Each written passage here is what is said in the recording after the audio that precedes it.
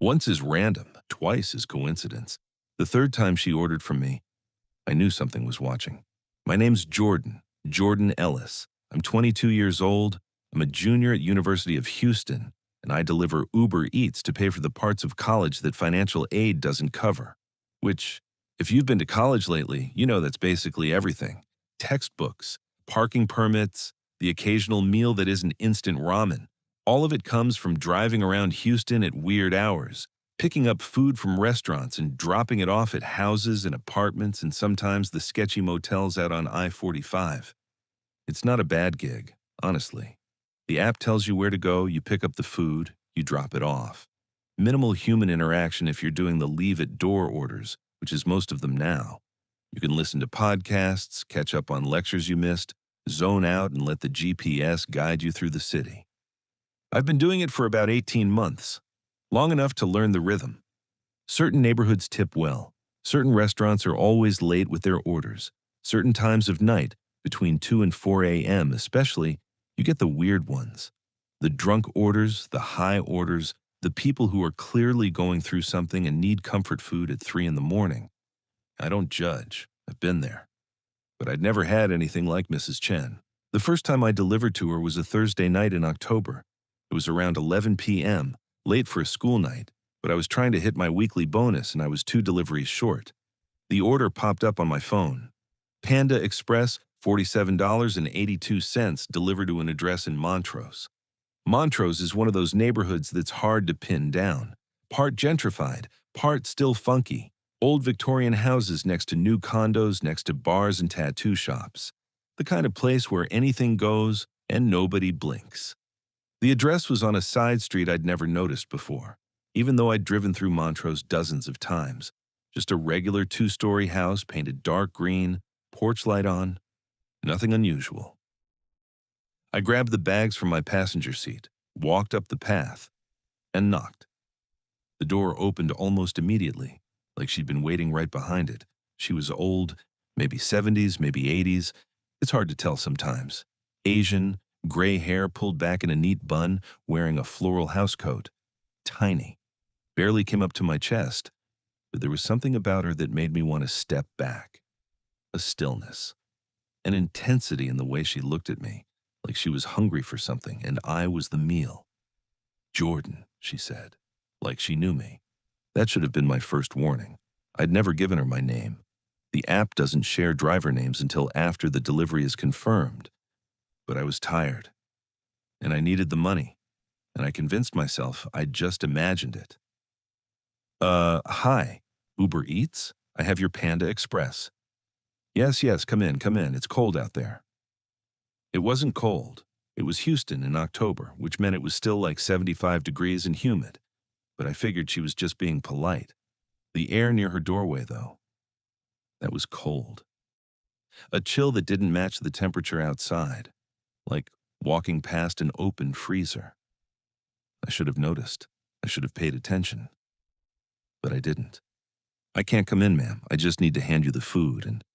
The tip, she said. I have cash for you. Big tip. Come in. I hesitated.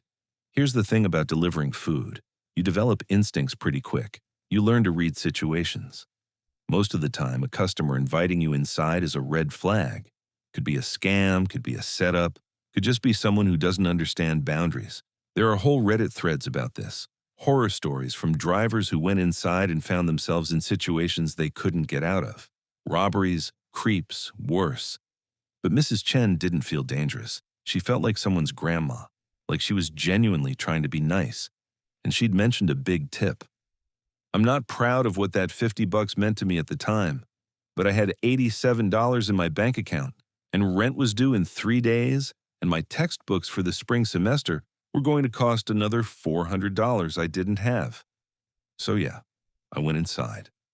Just for a second, I said, I've got other deliveries. I didn't have other deliveries, but she didn't need to know that. The inside of her house was normal, clean, crowded with furniture and decorations the way old people's houses often are. Photos on every surface, doilies on the armrests of a floral couch, the smell of incense, faint but present, a grandfather clock in the corner ticking steadily. Actually, that's not quite right. The clock wasn't ticking. It was making a sound that was like ticking, but off. Like someone who'd never heard a clock before was trying to imitate the sound. Tick, tick, tick. Except each tick was slightly different from the last. The rhythm wasn't quite right. I told myself I was imagining things. Sit, sit, she said, gesturing to the couch. I'll get your tip. She disappeared into a back room, leaving me alone in her living room. I didn't sit. I looked around instead. That's when I noticed the windows. They were covered, all of them. Heavy curtains, dark fabric, pulled tight across every window in the room. No light from outside, no view of the street, no way to see in or out. And the front door behind me, I turned to check. It was closed. I hadn't closed it. I specifically remembered leaving it open. A safety thing.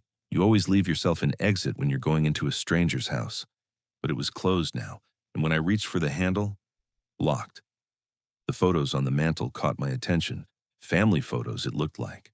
A younger Mrs. Chen with what must have been her husband, children at various ages, grandchildren maybe. But something about the photos was off. I stepped closer, squinted. The faces were wrong. Not obviously wrong. Not like they were distorted or damaged, just subtly wrong. Like whoever had taken the photos had gotten the proportions slightly off, like the people in them weren't quite real. And the more I looked, the more I noticed that all the photos showed the same poses, same angles, same expressions, like templates. Here you go, I jumped. Mrs. Chen had appeared behind me without making a sound. She was holding a $50 bill. For you, she said. For being so nice. You come back anytime, okay? I order a lot. I took the 50. My hands were shaking a little, though I couldn't have told you why. Thank you, ma'am. Have a good night. I got out of there as fast as I could without actually running. The second time was a week later. Same restaurant, same address, same total, $47.82. I almost didn't accept the order, but $50 tips aren't exactly common, and my car needed new brake pads and, well, I talked myself into it. She was waiting at the door again, opened it before I could knock. Jordan, come in, come in. I really can't stay, Mrs. Chen. I've got... Just for a moment. I have something for you. This time, she didn't wait for me to agree. She just turned and walked back into the house, leaving the door open. I stood on the porch for a long moment. The smart thing would have been to leave the food on the doorstep and go. Mark it as delivered. Move on. But something pulled me inside. I don't know how else to describe it, like a hook in my chest, reeling me forward, like my feet were moving without my permission. I tried to stop, tried to turn around. My body wouldn't listen. Step by step, I walked through that door. The living room was the same. Same furniture, same photos, same not quite right ticking from the grandfather clock. Except the photos had changed, not dramatically. But where before the faces had been subtly wrong, now they were subtly familiar. I moved closer to the mantel. The first photo. Mrs. Chen and a young man I didn't recognize, but something about the young man's posture, the way he held his shoulders. The second photo. Mrs. Chen and a woman in a delivery uniform, DoorDash logo on her shirt. The third photo. Mrs. Chen and I saw my own face in one of the family photos, standing next to Mrs. Chen, smiling that same template smile, wearing the same clothes I'd worn to her house the week before. My stomach dropped. Beautiful, isn't it? I spun around. Mrs. Chen was right behind me, inches away, looking up at me with eyes that were too bright, too knowing. Her pupils were wrong, too large, too dark, like they went deeper than they should. I've been waiting for you, Jordan, for such a long time. I have to go. I backed toward the door. My heart was pounding so hard I could hear it in my ears. You'll come back, she said. Not a question, a statement. The third time is when it happens. The third time, you become part of the family. She smiled, and I swear to God, for just a second, I saw something else behind that smile. Something that wasn't human. Something ancient and hungry and patient beyond imagining. I ran. I blocked the address in my app. I reported the account for harassment. I told myself it was over. For 2 weeks it was. And then, on a Tuesday night at 2:14 a.m., my phone buzzed with a delivery request, Panda Express, $47.82, different address, a neighborhood I didn't recognize. But the customer name, Chen. I stared at the screen, my finger hovering over decline. The app glitched, just for a second. And in that glitch, I saw something. A face, her face, but not her face. Something wearing her face, and it was smiling. I declined the order, but the next night, it came back. Same order, same price, same name, different address, every night for a week, sometimes 3 or 4 times a night. The addresses kept changing all over Houston, neighborhoods I knew and neighborhoods I'd never heard of, but the order was always the same, $47.82, Panda Express, Chen. I stopped driving for Uber Eats. Didn't matter. The orders kept coming, even when I logged out, even when I deleted the app, even when I factory reset my phone. $47.82, $47.82, $47.82. I started researching. Late nights in the library, deep dives into weird corners of the internet, delivery driver forums where people shared their strangest experiences. At first, I told myself I was being paranoid. Told myself she was just a weird old lady and the photos were a coincidence, and I was making connections that weren't there. But the more I searched, the more I found. A thread on r/Uber Eats drivers about a customer who ordered at the same time every night and always tipped exactly the same amount. The driver who posted it stopped responding after a week. A TikTok from a DoorDash driver in Phoenix who'd been invited inside by an elderly woman. The comments were full of other drivers saying they'd had the same experience. The account was deleted 2 days later. A news article from 2019 about a Grubhub driver in Atlanta who'd gone missing after accepting a delivery to an address that didn't show up on GPS. They found his car, but never found him. And I found others, drivers who'd delivered to Mrs. Chen, or someone like her. Different cities, different names, but always the same pattern. An elderly woman, lives alone, orders the same thing, same price, same time, invites you inside, shows you photos, 3 deliveries, each one pulling you closer. And if you completed the third one, you disappeared. Or worse. One driver posted a thread about his friend who'd done the third delivery, said the friend came back different. Wrong. Like something was wearing his skin. The friend talked different, moved different, kept asking questions about the driver's routine, his schedule, his other friends who drove for the apps. And then the friend started driving for Uber Eats again, started accepting orders at 2:14 a.m., started appearing in the background of other drivers' photos. The thread was deleted the next day. The driver's account was gone a week later. I reached out to every driver I could find who'd mentioned her. Most didn't respond, but a few did. They were scared. Like me. They'd all blocked the address, reported the account, done everything they could think of. But the orders kept coming. $47.82, always $47.82. One of them, a woman named Drea who drove in Dallas, figured out what the number meant. 4782, 47.82. At first we thought it was the address of the first house, the real one, where Mrs. Chen, or whatever she was, had first appeared. 4782 Montrose. Except when I searched for 4782 Montrose, it didn't exist. The street numbers on that block skipped from 4,780 to 4,784. No chetri tuxtoshi septini simti astundesmit divi, unless you'd been invited inside. But Drea kept digging. She was obsessive about it. Couldn't let it go. She found a pattern. $47.82 wasn't just an amount. It was a code. 4. The number of times she appears before she chooses you. 7. The number of days between first and second contact. 8. The hour she prefers to make first contact. 8 p.m., 2000. 2. The number of chances you get to escape. 4 contacts, 7 days, 8 o'clock, 2 chances. After the second delivery, you've used your chances. After the third, you belong to her. Drea mapped it all out. Found drivers who'd kept records of their deliveries, matched the times, the dates, the amounts. She was right. every single time. 4, 7, 8, 2, a signal hidden in plain sight, telling us exactly what was coming. Drea went dark 2 months ago. Her last message to me was, "I'm going to the house, the real one. I found it. I need to understand what this is. I'll report back." I begged her not to go. Told her it was exactly what the thing wanted.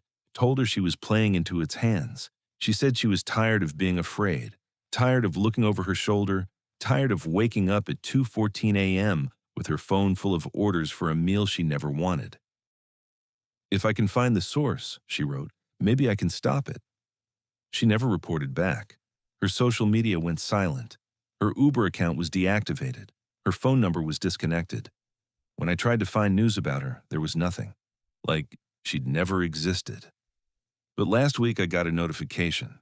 An Uber Eats order. A different restaurant than usual. Different city, Houston instead of Dallas. $47.82. Customer name, Drea. The delivery instructions said, "Come inside, I have something to show you. I finally understand." I didn't accept the order, but I haven't stopped thinking about it. Is she still in there somewhere? Is she one of the photos on the mantle now? Is she part of the family? Or is she something else? Something that wears Drea's name the way Mrs. Chen wears that old woman's face. I still get the orders, every night. Sometimes I wake up to 40, 50 notifications. All the same, $47.82, $47.82, $47.82. The addresses change, the restaurants change, but the amount is always the same. And lately the orders have started coming from restaurants I know, places I actually go. My favorite coffee shop, the Thai place near my apartment, the pizza joint where my study group meets on Thursdays. Like she knows where I'll be, like she's mapping my life. I've stopped sleeping well. I see her face when I close my eyes, that wrong smile, those two bright eyes, those pupils that go deeper than they should. The third time, you become part of the family. I changed my phone number, didn't matter. The orders found my new number within hours. I moved apartments, didn't matter. The orders followed. I tried using my roommate's phone to check if it was just my account. Within 3 days, she started getting the orders too.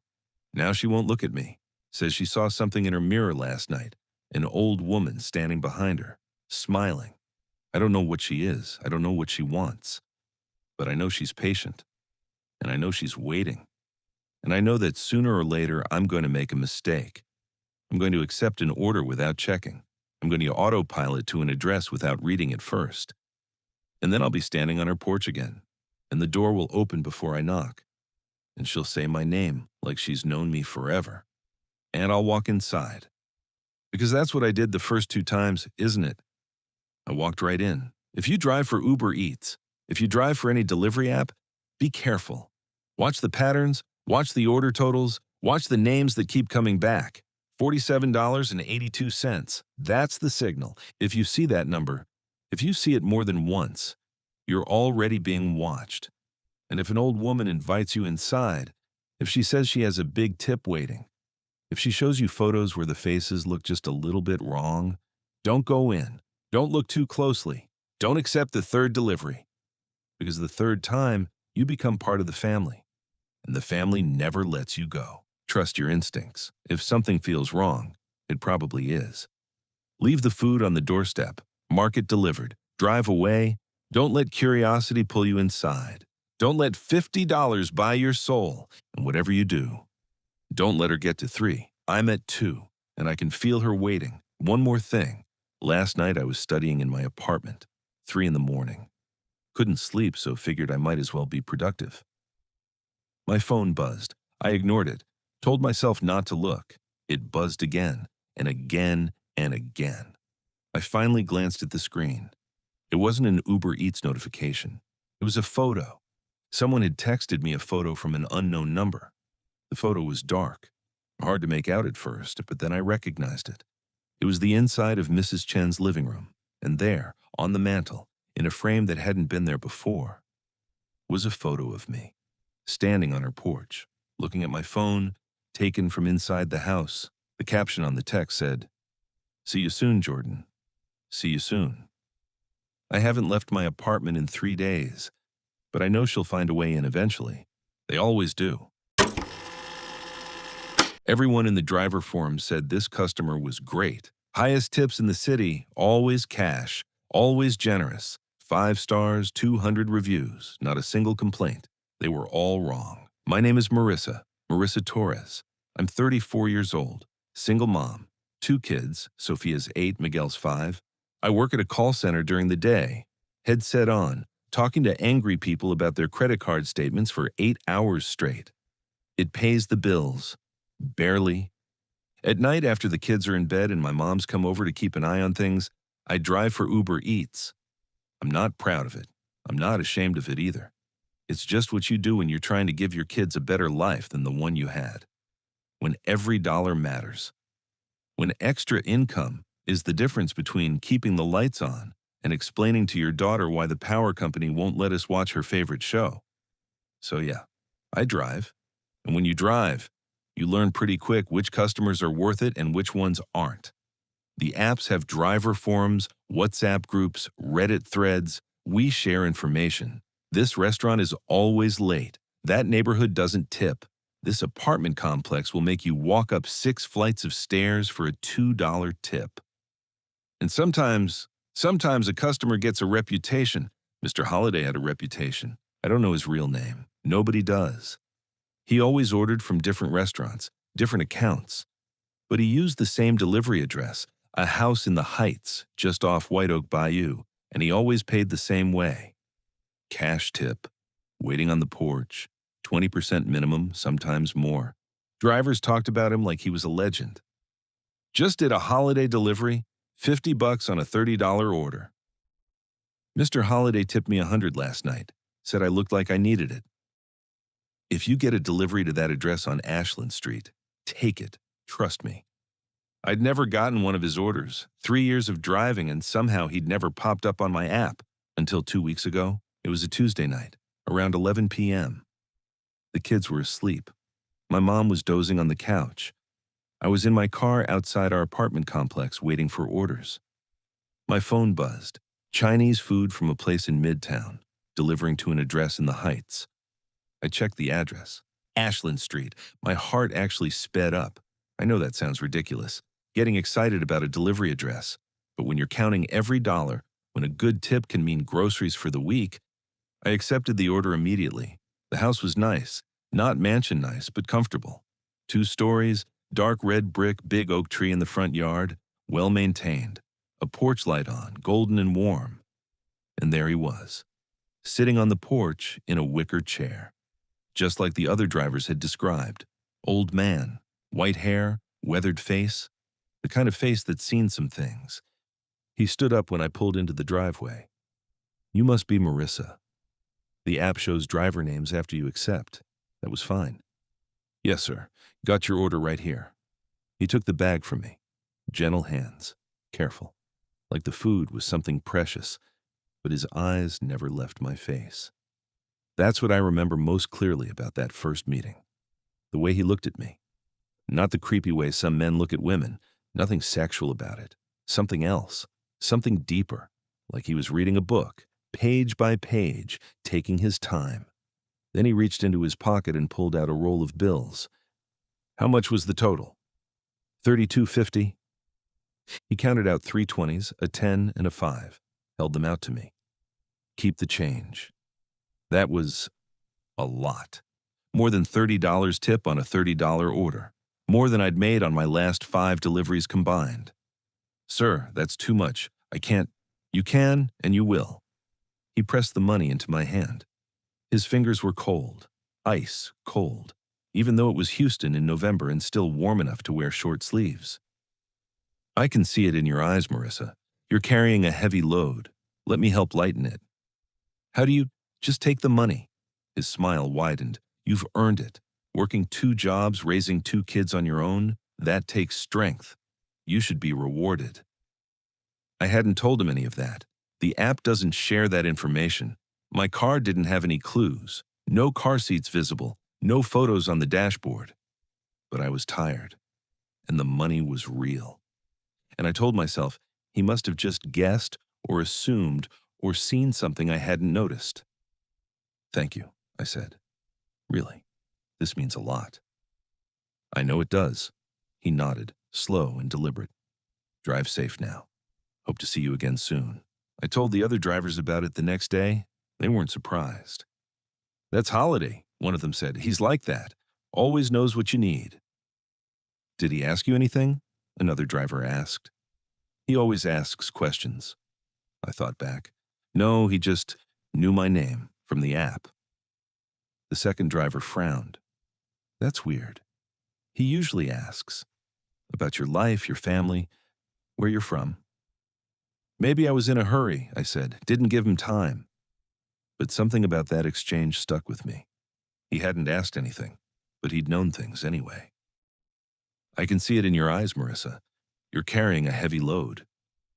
How had he known that? The second delivery came a week later. Same address, different restaurant, different account name, but the same GPS coordinates. I accepted without hesitation. Part of me knew I shouldn't. Part of me remembered how he'd known things he shouldn't know, how his fingers had been cold as ice. But the other part, the tired part, the desperate part, the part that had been counting pennies since before Sophia was born, that part had already clicked accept before my brain caught up. The drive to the Heights felt longer this time. Traffic was light, but the roads seemed to stretch. The GPS kept recalculating, taking me on detours I didn't remember existing, through neighborhoods that didn't quite look right. By the time I reached Ashland Street, 20 minutes had passed. Should have been 10 tops. He was waiting on the porch again. Same chair, same golden porch light. But something was different this time. He wasn't smiling. His face was expectant, like a spider watching a fly approach the web. "Marissa." Not a question, a statement, like he'd known exactly when I would arrive. "How are Sophia and Miguel?" I froze. I'd never told him their names. I'd never told anyone their names. Not on the app, not in the forums, not anywhere a stranger could find them. "How do you know? They're beautiful children," he said. "Sophia looks just like you. She has your smile, your eyes, the way you tilt your head when you're thinking about something. Miguel has his father's eyes. My ex-husband, David. The one who left when Miguel was 6 months old. The one who sends a birthday card once a year, if he remembers, and nothing else. I'd never mentioned him to anyone." "How do you know any of this?" "I pay attention," he said. Calm, steady, like he was discussing the weather, like this was the most normal conversation in the world. "I've been paying attention to you for a long time, Marissa, waiting for the right moment." "The right moment for what?" He held out an envelope, thick, heavy. I could see the edges of bills peeking out. "Take this. It's for you." "I don't want it." "You need it. Sophia's school has a field trip coming up. $75. You've been trying to figure out where to find the money without telling her she can't go." My stomach dropped. That was true. Sophia had brought the permission slip home 3 days ago. I'd been agonizing over it ever since. How could you possibly know that?" "Take the envelope, Marissa. There's $500 inside. Enough for the field trip and then some." I should have driven away. Every instinct was screaming at me to get out of there, to never come back, to block this address and never accept another delivery. But $500. My hand reached out, took the envelope. "Thank you," I whispered. "You're welcome." He smiled again. But this time, there was something else in that smile. Something hungry. "I'll see you one more time. The third time is always the most important." I couldn't sleep that night, or the next night, or the night after that. I kept checking the app, dreading and anticipating another order to that address. Every notification made my heart jump. Every buzz of my phone sent adrenaline spiking through my veins. How did he know about Sophia's field trip? How did he know about Miguel's eyes, about my ex-husband, about any of it? I hadn't posted about the field trip anywhere. I hadn't talked about it with anyone except my mom. The permission slip was sitting on my kitchen counter, buried under other papers. And David. I didn't even have photos of him anymore. I'd deleted them all. thrown away everything that reminded me of him, but Mr. Holliday had known. He'd known everything. I called my mom and asked her if anyone had called asking about me, if anyone had come to the apartment, if she'd noticed anything strange. She said no, nothing unusual. But then she paused. Actually, there was one thing. Last week, a man came to the door, said he was doing a survey about the neighborhood. What did he look like? Older gentleman, white hair, very polite, asked a lot of questions about the area, about the neighbors, about who lived in the building. Did you tell him anything about us? Just that I was babysitting my grandchildren while my daughter worked. Why? Is something wrong? I told her everything was fine. But it wasn't fine. He'd come to my home. He'd talked to my mother. He'd been inside my life before I'd ever delivered to his porch. I started Googling. Mr. Holliday plus Uber Eats plus Houston. Nothing. Ashland Street plus delivery plus tips. Nothing useful. Elderly man plus knows things plus waiting for third time. That's when I found the other stories. Reddit threads, Facebook groups, Discord servers for delivery drivers, different cities, different names, but the same pattern. An old person, sometimes a man, sometimes a woman, sometimes something in between. Generous tips, impossible knowledge about the driver's life, and always the same structure. First delivery, the introduction, the gift. Second delivery, the revelation. They show you they know more than they should. Third delivery, the offer, the price. Most of the stories stopped there. The drivers who posted them just stopped posting. Their accounts would go dark. Their friends in the forums would ask what happened, and nobody would know. Gone, like they'd never existed. One story, though. One story went further. A driver in Denver had completed the third delivery, had taken whatever was offered to her. She'd posted about it afterwards. A long, rambling thread that got deleted within hours but had been screenshotted and shared in the darker corners of the internet. He gave me exactly what I wanted, she wrote. My ex-husband, gone, just gone. Like he'd never existed. No more custody battles, no more threatening texts, no more fear every time someone knocked on my door. But the price was my son. He doesn't recognize me anymore. Looks at me like I'm a stranger, like I'm something wearing his mother's face. I tried to explain, tried to remind him of bedtime stories and birthday parties and all the times I held him when he was scared. He just screams. He screams and screams and screams. And I can't stop him because he's right. I'm not his mother anymore. I'm what's left after the trade. The post was from 2 years ago. The account was deleted. And when I tried to find her, searched her username, her real name she'd mentioned, the city she'd posted from, there was nothing, no record of her ever existing, just like her ex-husband. The third delivery request came last night. Same address, same GPS coordinates, but the restaurant was wrong. It was Sophia's favorite pizza place, the one we go to on her birthday, the one with the arcade games and the animatronic animals and the birthday song the servers sing. I had never ordered from there through Uber Eats. I always took the kids in person. It was our special place. But there it was, an order from that pizza place, delivering to Ashland Street, and the order note said, "Tell Marissa I have something for the children." For the children, not for her, not for me. For the children. I stared at my phone for so long the screen went dark. When I lit it up again, there was a second notification, a follow-up from the customer.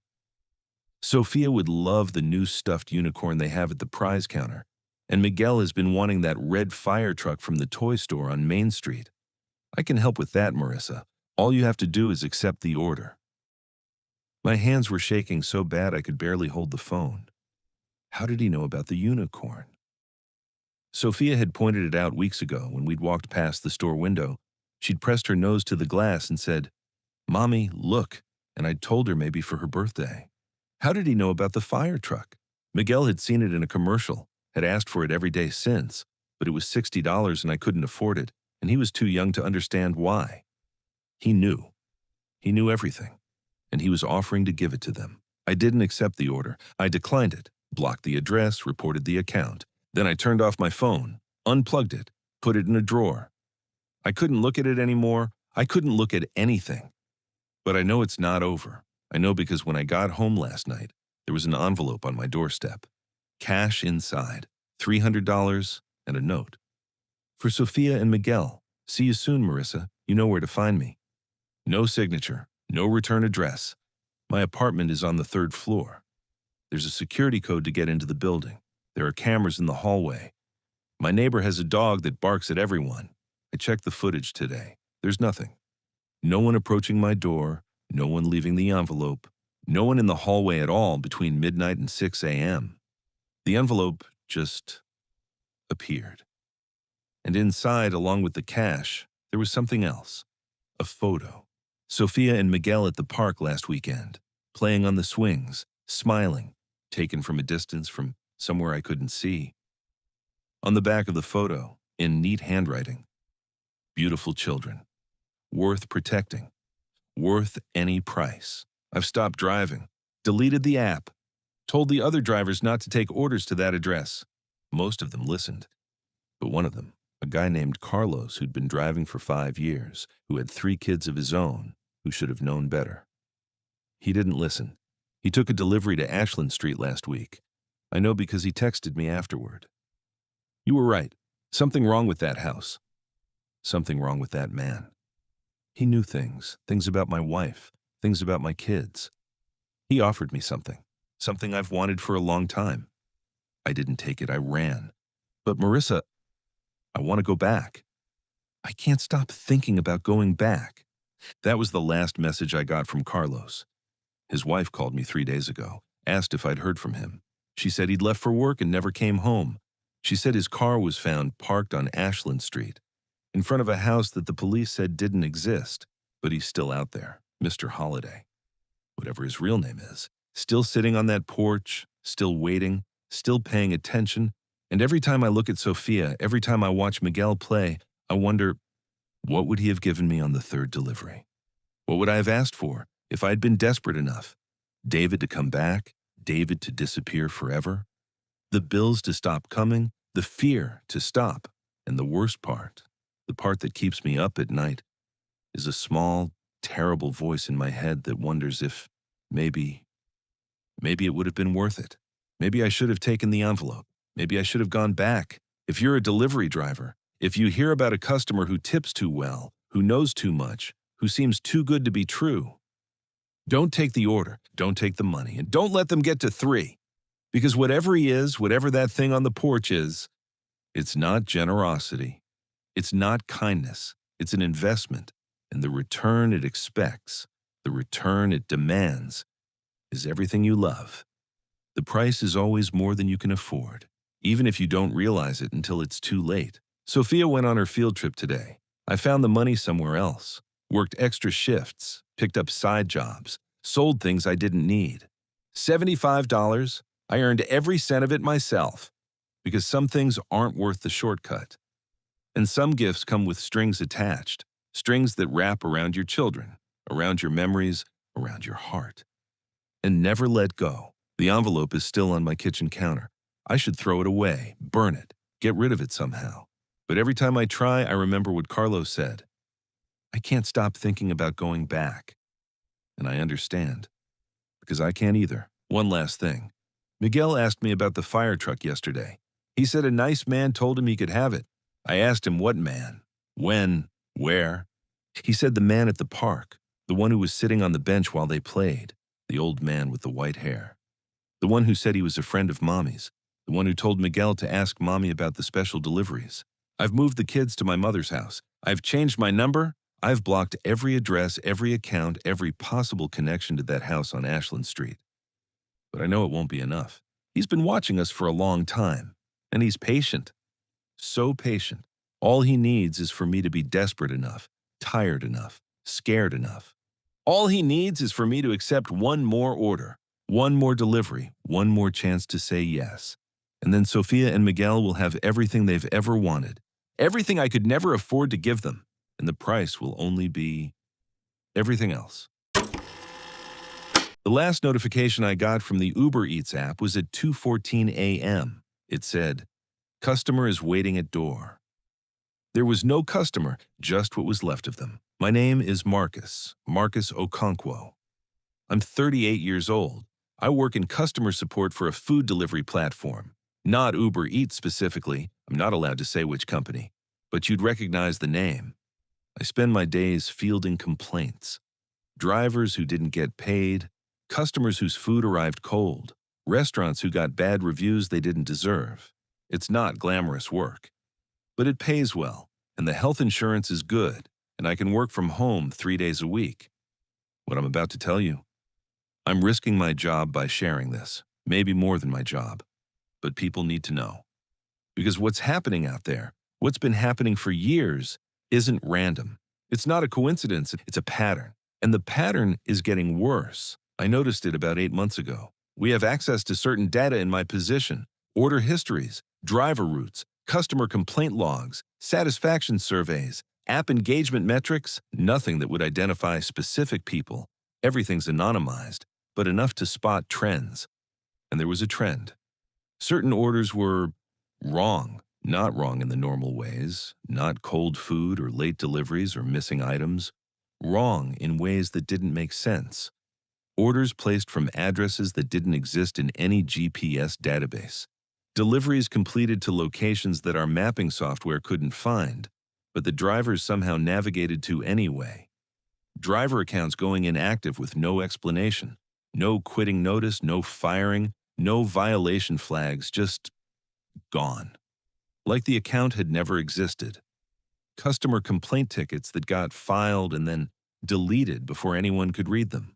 Deleted by the system itself, with no human intervention. At first I thought it was a technical glitch, corrupted data, server errors, the kind of thing that happens when you're processing millions of transactions a day.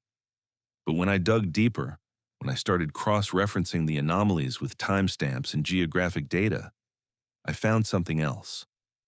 The orders followed a pattern, $47.82, the same total over and over again.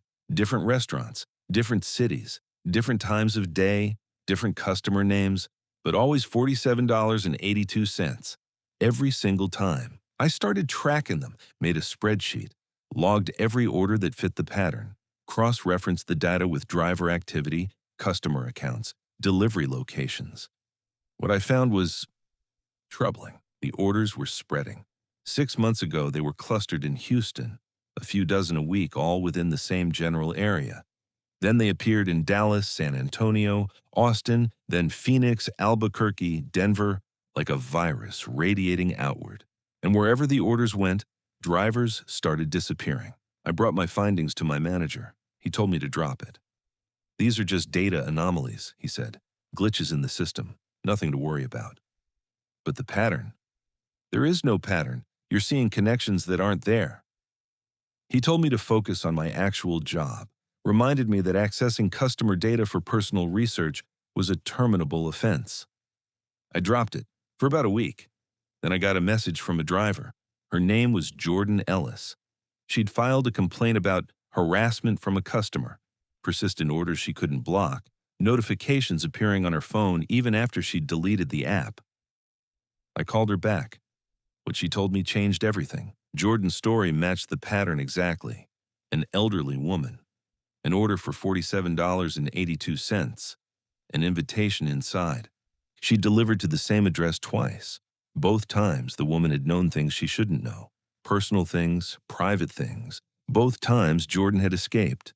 But the orders kept coming. $47.82, $47.82, $47.82, every night, sometimes dozens of times per night. She couldn't block them, couldn't delete the app. It would reinstall itself. Couldn't change her phone. The notifications would appear on the new one within hours. "It's like she's inside the system," Jordan said. "Inside the algorithm, inside everything." But Jordan had something the others didn't. She'd been researching, tracking the orders, talking to other drivers. She'd found a network, dozens of people across the country who'd had similar experiences, who were all being stalked by orders they couldn't escape. Drivers in Dallas, Austin, Denver, Phoenix, Portland, all of them with the same story, all of them being hunted by the same thing. And she'd figured out the code. $47.82. 4782. 4 contacts before she chooses you. 7 days between first and second. 8 o'clock is when she prefers to make first contact. 2 chances to escape. After the second delivery, you're marked. After the third, you belong to her. The numbers weren't random. They were a ritual, a formula, a pattern that repeated itself over and over in city after city, driver after driver. A pattern that had been running for years, maybe decades, maybe longer. I spent the next month going down the rabbit hole. I found everything Jordan and her network had collected. Screenshots of orders, maps of delivery locations, transcripts of driver experiences. And I found something they hadn't. The company knew, not everyone, not the customer service reps or the regional managers or even most of the executives, but someone at the top knew. I found internal memos, buried deep in the archives, hidden in folders that were supposed to have been deleted years ago. Anomalous order pattern, Houston region. Driver attrition, unexplained disappearances, confidential. Customer account Mrs. Chen, flagged for monitoring. Entity classification and containment protocols. Entity classification, containment protocols, like they were dealing with something they'd encountered before. Something they understood, something they decided to work with rather than against. The memos got darker the deeper I dug. One from 7 years ago, from someone in the C-suite. The pattern represents an opportunity. Driver engagement metrics spike 340% after initial contact. Order acceptance rates approach 100%. These users become our most valuable assets. Recommended action: monitor but do not interfere. The cost-benefit analysis favors continued observation. They'd been watching it, tracking it, studying it, and they'd decided to do nothing. Because the pattern wasn't hurting business. In fact, the drivers who encountered it, before they disappeared, showed increased engagement, higher completion rates, more orders accepted, more hours logged, like they were trying to outrun something, like they couldn't stop working, like the only way to stay safe was to keep moving, keep delivering, keep earning. The company saw that as a feature, not a bug. I tried to blow the whistle, called a reporter, sent encrypted files, prepared a public statement. 3 days later, my access to the company systems was revoked. My employment was terminated. Budget cuts, they said. Position elimination. But I knew the truth. They didn't want anyone asking questions. They didn't want anyone connecting the dots. I should have let it go. Should have taken my severance and moved on. Found another job. Forgotten about the pattern. That's what everyone told me to do. My wife. My brother. The therapist I started seeing after the nightmares got bad. It's just a coincidence, they said. You're making connections that aren't there. Let it go. But I couldn't. Because Jordan had stopped responding to my messages. Her last text to me was, "He found my new number. He knows where I am. I don't know what to do anymore." Then nothing. Silence. When I tried to call, the number was disconnected. When I searched for her online, her social media accounts were gone. Her LinkedIn, her Facebook, everything. Like she'd been erased because the other drivers in the network were going dark, one by one. Marissa stopped posting in the group chat for 3 days. When she came back, she seemed different, quieter, more afraid. Carlos, the guy she'd mentioned, the one who went to Ashland Street, he'd been gone for weeks. 2 other drivers I'd been talking to stopped responding on the same day. Their accounts showed last active timestamps that got further and further in the past until they just said, unavailable. Because every night when I closed my eyes, I saw that number, $47.82, $47.82, $47.82, like it was burned into my retinas, like it was trying to tell me something. I drove to Houston, took a week off from whatever I was doing to stay busy, drove 12 hours straight. I had to see it for myself, had to know if the house was real. Found the address Jordan had mentioned, Ashland Street in the Heights. It was late afternoon when I got there, golden hour, the kind of light that makes everything look like a photograph. The house was there. Dark red brick, big oak tree. Porch light already on even though the sun was still up. It looked normal, peaceful. The kind of house you'd drive past 1,000 times without noticing.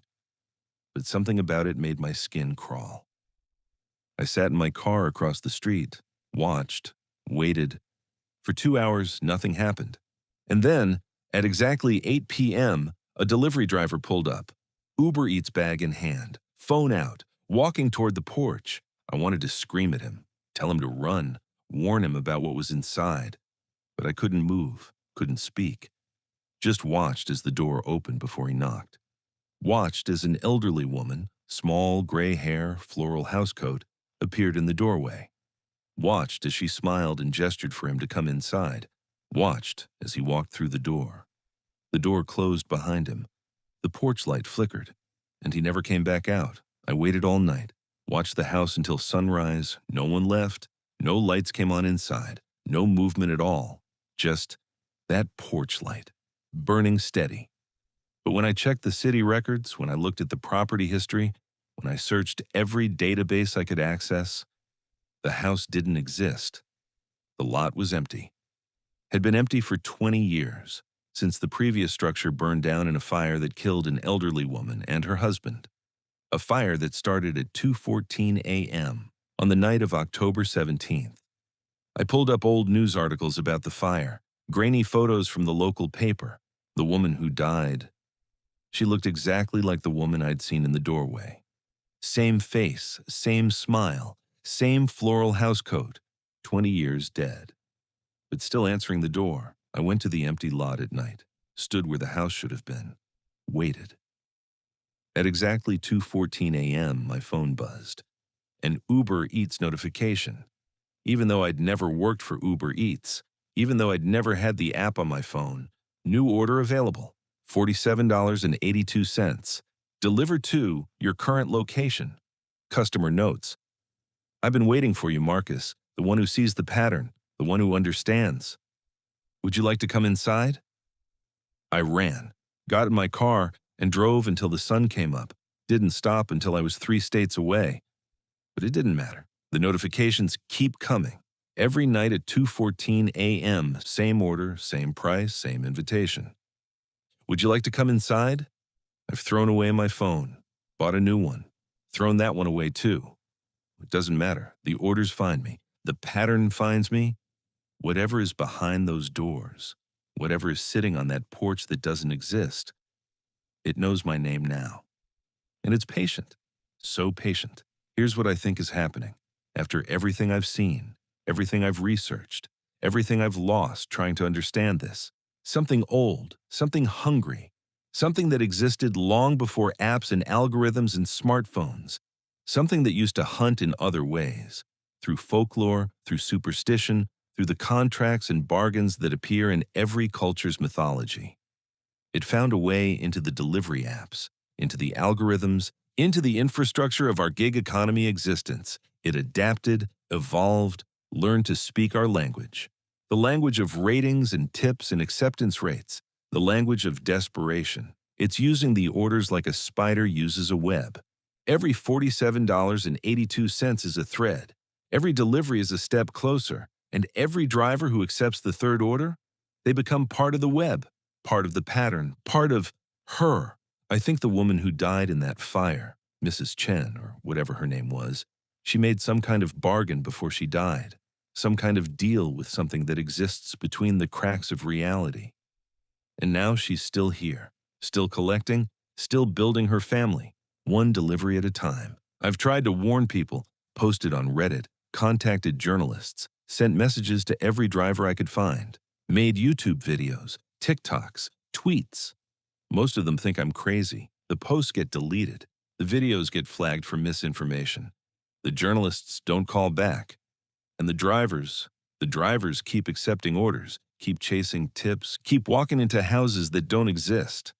Because they need the money, because they can't afford to be picky, because the gig economy doesn't give you the luxury of saying no. I talked to Marissa last week, the driver from Houston, the single mom with 2 kids. She's still getting the notifications, still seeing $47.82 flash across her phone. She's moved twice, changed phones 3 times, blocked every number and account she can find. It doesn't matter. The orders find her. She told me she doesn't know how much longer she can resist, not because she wants to accept, but because she's so tired of running, so tired of looking over her shoulder, so tired of explaining to her kids why they have to move again. Sometimes, she said, I wonder if it would just be easier to give in, to accept the order, to see what's on the other side. I told her not to. I told her to keep fighting. But I understood. God help me, I understood. I don't know what to do anymore. I can't stop it. The pattern is too big, too spread out, too embedded in the systems we've built. All I can do is warn you. If you drive for a delivery app, if you order from a delivery app, if you have any connection to this world of phones and algorithms and gig economy desperation, watch for the number, $47.82. That's how it starts. That's how it finds you. And once it finds you, once you've accepted even one order, it never stops looking. My phone just buzzed. 2:14 a.m., right on schedule, new order available, $47.82. Customer notes.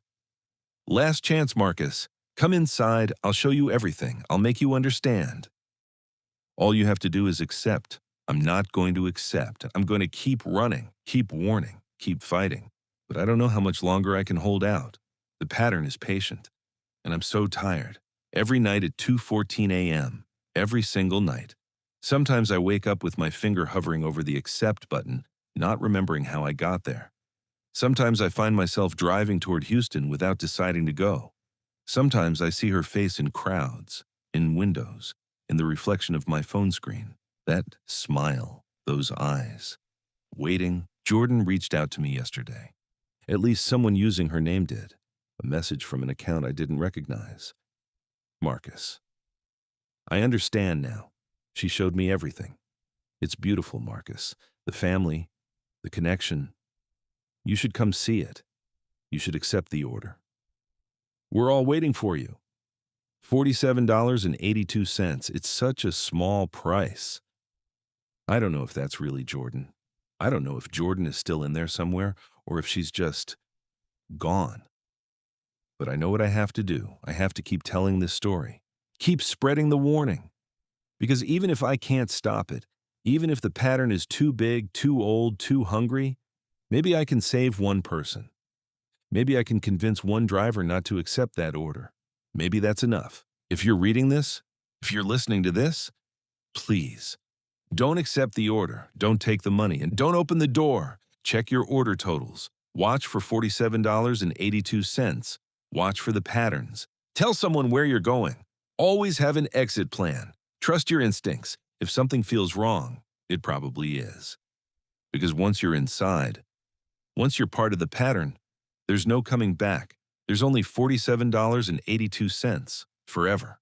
And if you've already accepted one order, if you've already been inside once, run. Delete the apps, change your number, move if you have to. Don't let them get to 3, because the third delivery is the last one you'll ever make. One last thing. I found something in the company archives, something I wasn't supposed to find. A document from 2019, marked Classified Executive Eyes Only. It was a proposal. Someone high up in the company had figured out what was happening, had documented the pattern, the disappearances, the $47.82 orders, and they'd proposed a partnership. The entity provides valuable market data, the document said. It identifies high engagement drivers. It optimizes customer retention. It has proven willing to work within our existing infrastructure. Proposal. Formalize the relationship. Provide the entity with dedicated server access.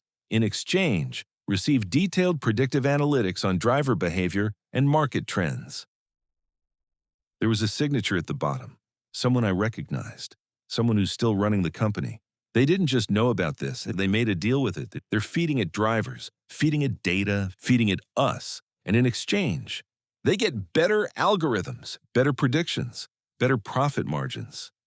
That's the real horror, isn't it? Not the entity, not the orders, not even the drivers who disappear. It's that someone decided the trade was worth it. that our lives were acceptable losses, that $47.82 was a fair price. My phone just buzzed. 2:14 a.m., right on schedule. New order available, $47.82. Customer notes. Last chance, Marcus. Come inside. I'll show you everything. I'll make you understand.